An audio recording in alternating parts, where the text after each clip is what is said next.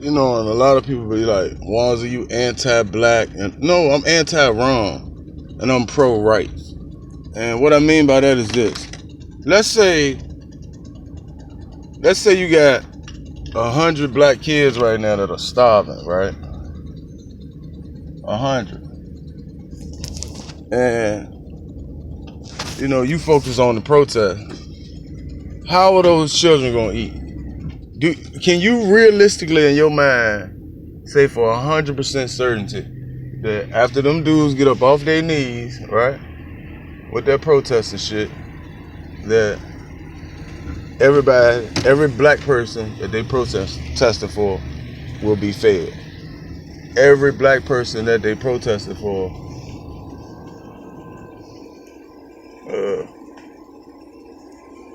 will be treated fairly.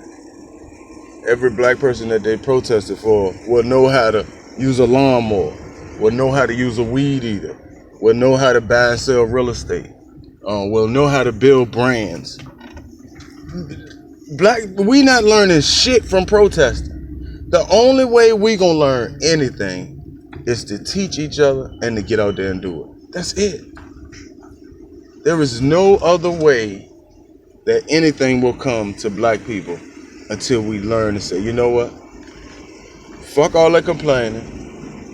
Ain't nobody listening. Most of our own people ain't listening. Most of our own people don't invest in our business. The small few who do believe in the logic and theory that we can build a nation of producers, we need to focus on that, bro. Because every time we focus on protesting and arguing and backbiting and hating and rapping about niggas and exposing niggas, other races are coming together even more and they learning more. You protesting, you're not learning anything because niggas been protesting forever. These people learning how to write code. You know, you hating the Indian, you hating on your family members or your teammates. The Indians are empowering their family and their teammates.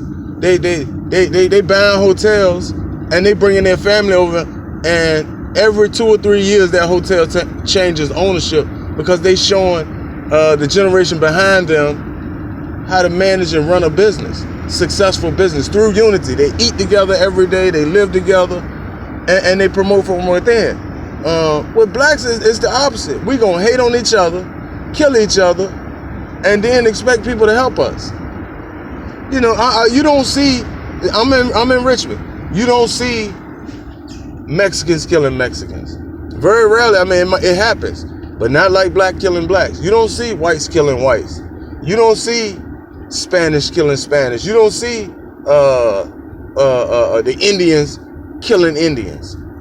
You just don't see these type of crimes because that mentality is not embedded in their spirit. That is not embedded in their family. What's embedded in their families is unity with them, with each other. You know, they treat other people with dignity and respect because this is business. It's a capitalistic society. You should treat the people who are feeding your business are actually feeding your family. So you should treat them with kindness, loyalty, dignity, and respect. But at the end of the day, they spend that money in their communities. The Chinese spend their money in their community. Yeah, they gonna respect you when you go to buy Chinese food, but they ain't gonna never support your products or your brand. You know how many Chinese people I spend money with, but I learned so much with Donate Against Rape and Rape Away? These people not spending no money, man. They don't spend nothing with me. That's cool. So now I don't spend anything with them. The people I spend money with, bro, they spend money with me, period. The people that spend money with me, I spend way more money with them. I'll film them and put them on my page and they will have marketing forever. Like, that's how businesses run. And then you take what you earn and you build your own community. If you want to live in an all-black community, you build one.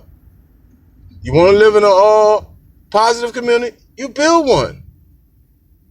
Things are built, they're not given. You know, the car didn't just appear in the world. Somebody built the car. Everything has to be invented. And until black people get back to the invention stage of history, bro, you're going to be a consumer. Only thing you're going to get is what people want you to have. And when you feel that you don't have enough, you're going to protest. And it's not going anywhere. society is running too fast to just stay focused on anything from the past. Like, you know, they got iPhones that they're making now 20 years from now. The concept is already there. They just, as times evolve, they just gonna add to it based on technology. But we, as black people, are the only people still stuck on marching. You know, I went to I go to a lot of community meetings. I went to a community meeting last week, and it was like, yeah, we're gonna march and get out here. And I mean, somebody might look at your message and say that's powerful or whatever, but where is it going?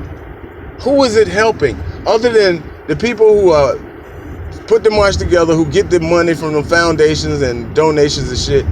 Bro, ain't nobody, even if they vote a law and whatever kind of law, bro, it's not gonna help the average person, bro. You're going to have to help yourself.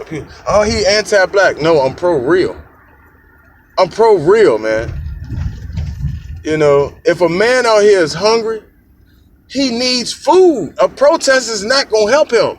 We don't need that man standing in line for 8 hours waiting on no food. We need to show him how he can go out here and make a living and get his own food. Give a man a fish, he'll eat for a day. Teach a man to fish, he can possibly eat for a lifetime if he actually goes fishing. If he actually gets the equipment you need to catch a fish. Nobody says, here's how you fish. Well, here go a fishing rod, a fishing license, worms, and the best fishing hole in the world. You're not going to get that. You're not going to get it. You got to focus on what's real. And what's real is production. You know, if you don't produce, you're going to lose. No.